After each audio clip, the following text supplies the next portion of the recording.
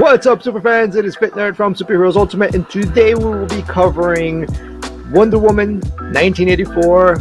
Long awaited to see this movie. It has had delay after delay after delay. Obviously, the virus was not one of the things that was planned.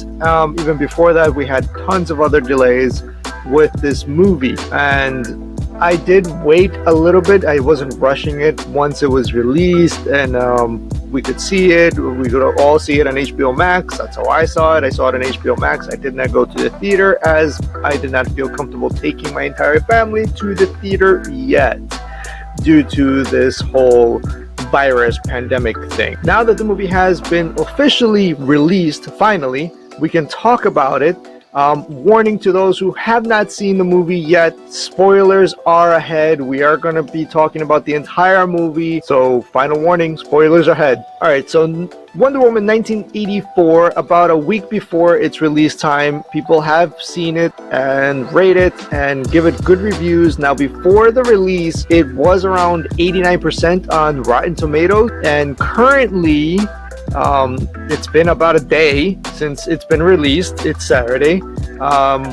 It's after Christmas, and now the reviews are starting to really pour in from both critics and fans. It has plummeted quite a bit on the ratings, and I could kind of understand why it plummeted a little bit. There was a lot of high regard as far as the movie because of how well the first one did. And watching this one, it was very entertaining to watch, but right now, currently on IMDb, at a 6.1 out of 10. So if we go to IMDb and we check it out, it's at a 6.1. 6.1 is like, okay. That just means it's watchable, you will have a good time, rewatchable. I don't know. I could possibly watch it again, but given that it's a movie that's 2.5 hours long, I don't know how many times I could actually sit down for 2.5 hours and watch this movie. I think they should have cut it down a little bit more than, what we have, which is 2.5 hours. 2 hours is probably my max, and it probably would have made the movie a little bit better if they would have cut it down a bit. There were just scenes that were just a little bit too cheesy for my taste. Even it being a comic book movie, like some of the effects weren't up to par for the budget that it had. There was a lot of hype for this movie. I was expecting a little bit more out of this movie. Effects was definitely one of the things that I don't think it was completely up to par. I could see why the ratings went down. Rotten Tomatoes is currently holding it at a 66, and I think that in the morning when I was just having my cup of coffee, when I checked it at that time, it was around, I think, 70%, and right now it's less. It's 66% on critics' side, but the audience side is at 74%, and I think this was actually lower also, and then went up. So I don't really know what's the complete verdict on this, because number one, we cannot go by box office no more. Typically, the success of a movie is based off of how it did in the box office. What was the opening release? That simply isn't the case anymore. The future of movies has forever changed. I don't believe it's going to be based off of the box office anymore, because now we're getting the choices of seeing full featured films like this, like Wonder Woman 1984. We're going to have the choice of just streaming all of these movies. So we're going to have to go based off of, Rotten Tomatoes, IMDb. There are going to be other types of metrics of measuring the success of a movie, and it's going to be measured by the harshest way, I believe, possible, which is through critics. So I believe more fans should actually come up and write their reviews. Go to Rotten Tomatoes, go to IMDb, just write some reviews. That way we get a little bit more clearer of the success of the movie, because it's not like it's a total bombshell. I think it's still a successful movie. I think it's still very enjoyable. I think it was definitely a Wonder Woman movie. There were a lot of cool scenes. The fight scenes were actually very well delivered. It was definitely seeing Wonder Woman from the comics.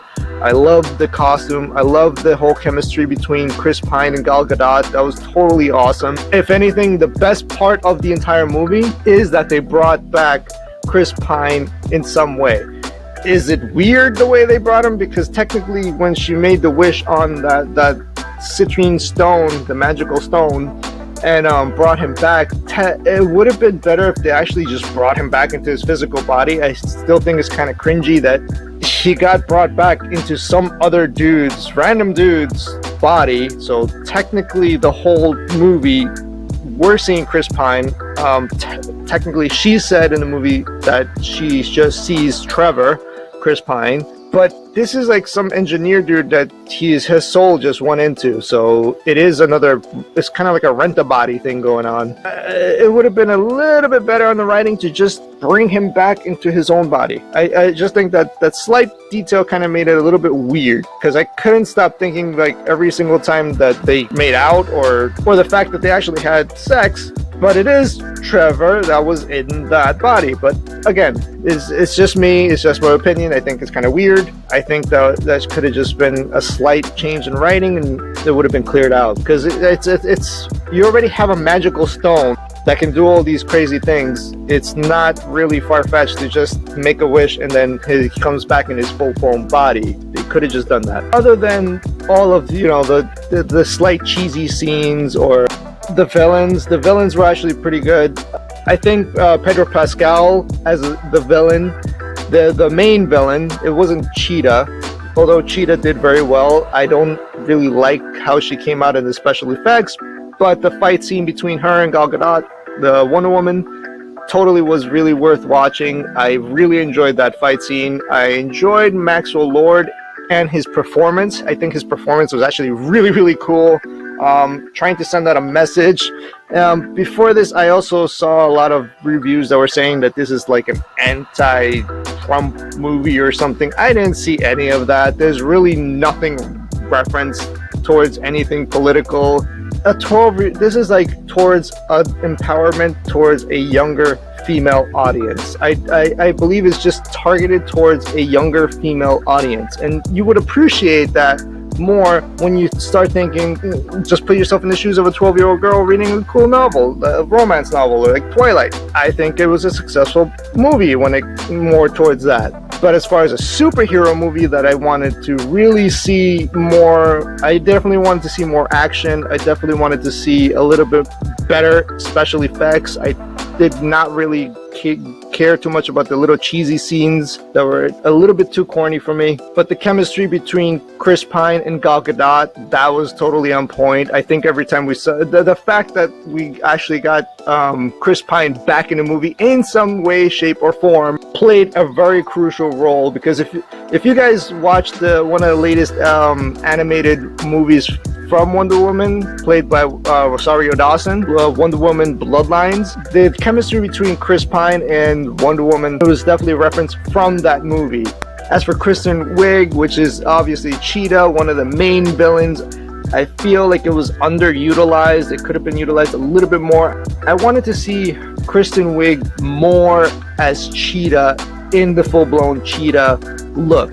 But I understand that there was a lot of character development for her because not that many people know her from the comics, as most comic book fans of Wonder Woman would understand and know about her. So I do understand that there was more character development for her character, but as a comic book fan, of course, I wanted to see more of the Cheetah action going on. I feel like that was underutilized a bit. Seeing the Amazons on screen, I think, is a major plus. We got to see like in the first movie, it was utilized. We go into flashbacks and we see her as an Amazon in the mascara. On the plus side of this movie, I love the little tiny iconic pieces, the iconic scenes of this movie. We finally got the invisible jet in some way, shape, or form, and I think that was very well done that we finally got the invisible jet. We finally got to see Wonder Woman fly without the jet, so she can actually fly. And I love the fact that she can actually use her whip to actually boost herself into more speed just by whipping onto a cloud or a piece of light or lightning. I think that was pretty cool. It was original. People forget that Wonder Woman is a demigod, so she is half goddess, literally goddess, because her father is Zeus. I think the fight scenes were actually very cool, a little bit too romancy for me. So was this movie worth the watch? Is it going to be enjoyable? Yeah, it's definitely enjoyable.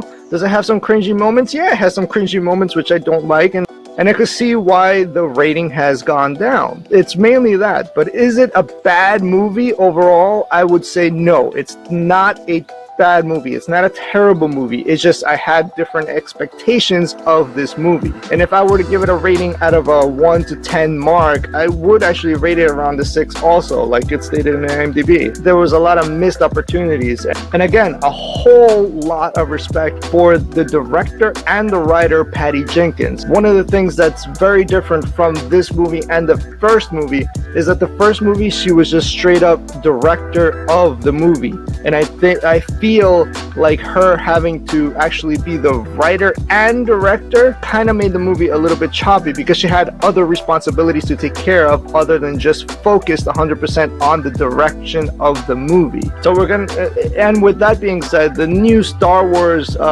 series that's coming out to Disney Plus by Patty Jenkins about Rogue One, she is also the writer and director. It may get a little bit too messy if she has those both responsibilities, and I feel like it just made a huge difference in this movie.